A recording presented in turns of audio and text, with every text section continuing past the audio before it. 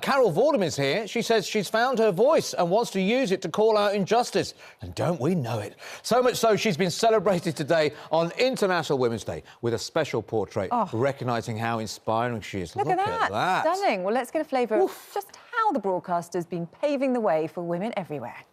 And Carol Vorderman joins us now. Carol, it's just an absolute pleasure to have you here. You know, big friend of the show, big friend of being here. I mean, I look at your career, and I think about this on today. You know, I grew up watching your Countdown. You were a fantastic face on Channel 4 with one of the biggest quizzes in the country. Then formed a career in entertainment, really, and then the Pride of Britain Awards. And now you've taken on this unbelievable personality and character. It's almost like this cause now you found. What's changed? What happened drastically that you've gone... Well, what happened was we've had a government which is, in my opinion, corrupt. And I could see that. And after, you know, during COVID, we had all the VIP PPE lane information, which eventually came out, thanks to some incredible investigative journalists. And my anger was growing, as it was for a lot of people. Then we had Partygate and so on. And then I started digging, because I am a journalist, you know, I was trained as a journalist, and so I just started to scratch the surface on so many Tory issues and Tory contracts. And it's like a fountain of contracts and money that goes back to Tory donors or associates. And, you know, in my terms, I've had my career. I'm 63 now.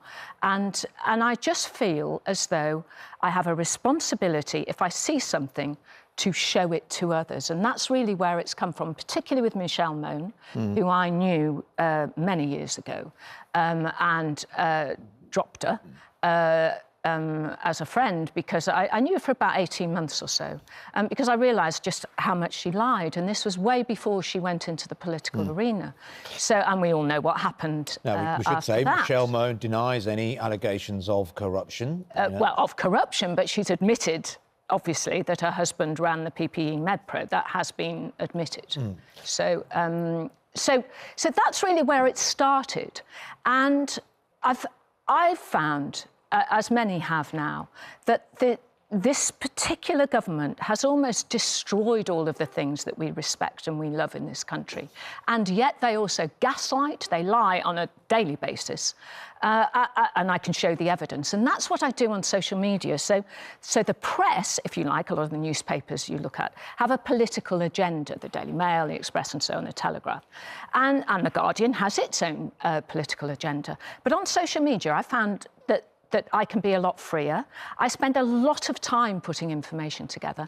Now, over the course of the last year or so, I've worked with these incredible journalists, and we put things together and show them to people, for people who have no voice. And that's what I feel.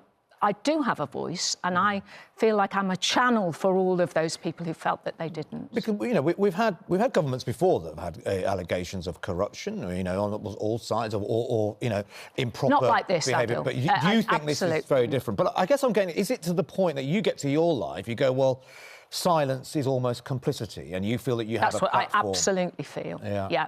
And so there's this, it's burning in me. And the way in which they insult people. You know, I grew up in poverty in North Wales, proper poverty. And the people I've respected most in my life are those who've helped those that they didn't need to help. And I remember those people. And it brings me to tears sometimes, you know, when I remember those people who went, "Come on, little Carol, I'll help you." And that's what a government should be.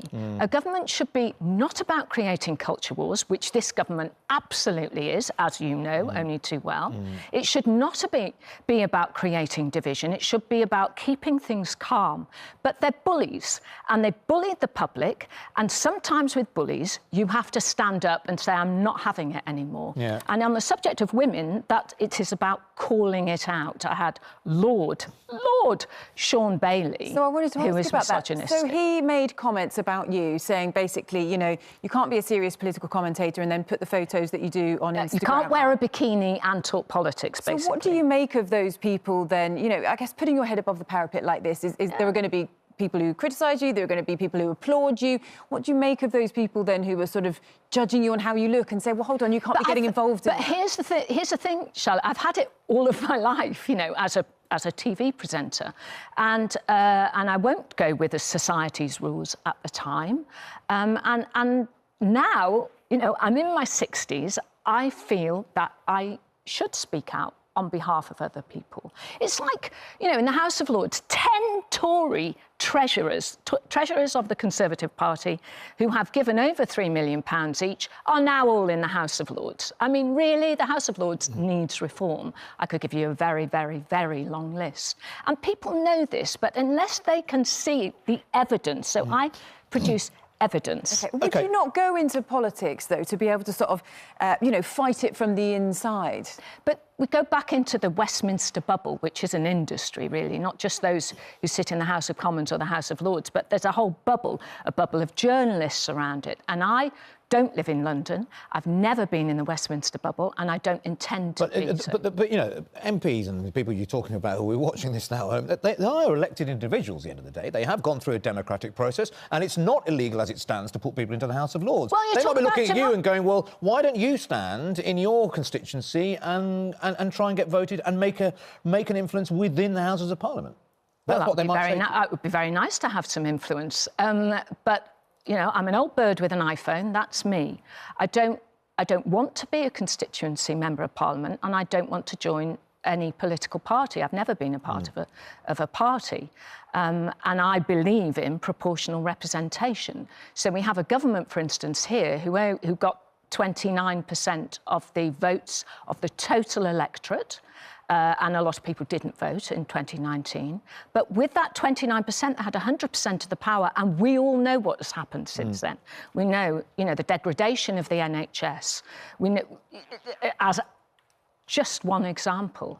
So I try, in my way, because I have a full-time job as well, to put the evidence forward and to show, you know, where politics is wrong. And our democracy is not good enough at the moment. They've abused our democracy. It's like voter ID. So I think the government would sort of say, you know, they put money into the NHS. They're, you know, trying to obviously make a difference. Including. I just sort of say, you know, obviously we're coming up to a general election, aren't we? Yes. And the polls at the moment are pointing to the fact that Labour are going to get in. Are you going to be sort of equally as critical, cast your eye over everything that's going on now? Because governments to have a balancing act, you know, about making everything work and I think they're being very generous, Charlotte. How they balance their budgets, how it all works. That's what they'll tell you. As Ada was saying earlier, you know, there's always been certain amounts of accusations of corruption. There hasn't, though, not in the same way. That's the whole thing. And when you reach, you know, of my generation, you realise during the 70s and the 80s, most of the things that